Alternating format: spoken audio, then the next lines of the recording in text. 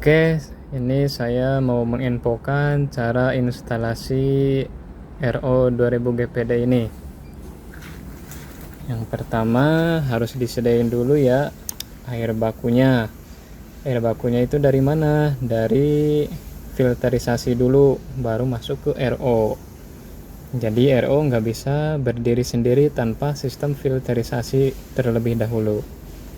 Nah, kalau sudah ada sistem filterisasi sebelum masuk RO, nah dari pompa feeder, kalau di panel kan pompa feeder sama pompa booster adanya. Nah, pompa feeder ntar ini masuk ke sini. Nah, ini udah ada tulisannya, inputnya masuk sini. Ini sengaja saya kasih watermur biar bisa, takutnya ada masalah dari solenoid, tinggal diganti solenoidnya. Nah, inputnya itu terus kalau RO dia keluarannya dua pipanya, ada air hasil sama air reject. Nah, air hasilnya di mana? Ini ntar kelihatan dari sini, flow hasil. Nah, air hasilnya ntar keluar dari pipa ini. Nah, sementara rejectnya sama, ntar kelihatan dari sini, buangannya pipanya lari ke sini yang bawah. Nah, ini udah ada tulisannya rejectnya. Itu dari segi pemipaannya. Nah, kalau segi listriknya, coba kita buka dulu panelnya. Nah, ini udah ada keterangannya ya. Mulai dari power, ntar powernya masuk sini karena satu pas. Nah, pompa feeder ntar masuk sini, digabung ya.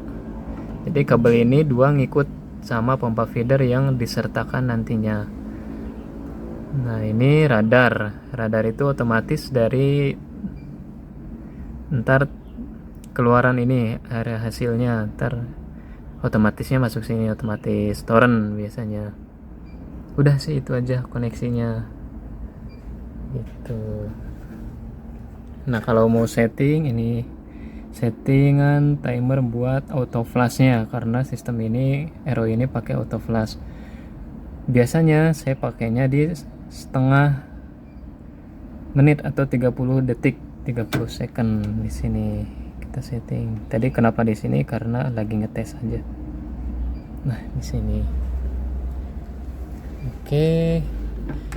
Listrikan udah. Nah, nanti kalau udah terinstall semua, di sini ada indikasi-indikasi. Kalau untuk flow hasil, dia karena ini satu membran, biasanya dapatnya di 5 liter per menit. Nah, disinilah 5 liter per menit. Kalau flow rejectnya biasanya tembus ke atas lebih dari 18 liter per menit. Nah, di sini ada lagi indikatornya low pressure. Low pressure ini buat cartridge yang depan ya, yang biru. Jadi kalau pressernya masih di bawah 40 psi itu tandanya masih normal cartridge-nya. Kalau udah melebihi 40 sampai 60 itu udah harus dicek kondisi cartridge-nya. Di sini ada TDS monitor. TDS monitor itu ntar keluar ketika pompa boosternya nyala. Baru ini menandakan TDS monitor. Nah, kalau RO biasanya di 20 ppm paling maksimal. Itu biasanya tergantung dari kondisi air baku. Nah, selanjutnya high pressure. Nah, high pressure ini kalau RO maksimalnya 150 psi atau 10 bar. Nah, buat ngatur high pressure ini di mana? Ngaturnya di sini, di flow buangan. Jadi semakin kecil kita kecilkan buangannya, dia pressure makin naik. Tapi ingat ya, maksimal di 150 psi atau 10 bar. Cuman dilihat dulu karena ini kapasitasnya 5 liter per menit. Kalau misalnya di 100 psi udah dapat, ya udah nggak usah di press lagi. Tapi ternyata kalau kasusnya di lapangan, wah saya mah pengennya lebih deh, biar mentok aja 150, ya mangga itu mah. Tapi saran saya maksimal di 150 PSI gitu.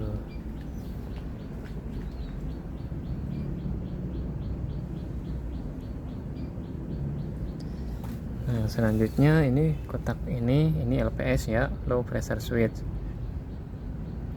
LPS ini pengaman kalau misalnya tidak ada air input yang masuk ke sistem RO, dia nggak bakalan kerja pompa booster yang gede ini.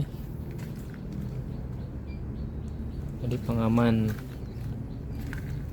kalau ada tekanan dari pompa feeder, nah baru dia bekerja pompa yang gede tadi. Nah, saya udah setting ya, ini di 1,5 bar dia settingannya. Oke, harusnya cukup sih pompa feeder buat ngedorong menghasilkan 1,5 bar.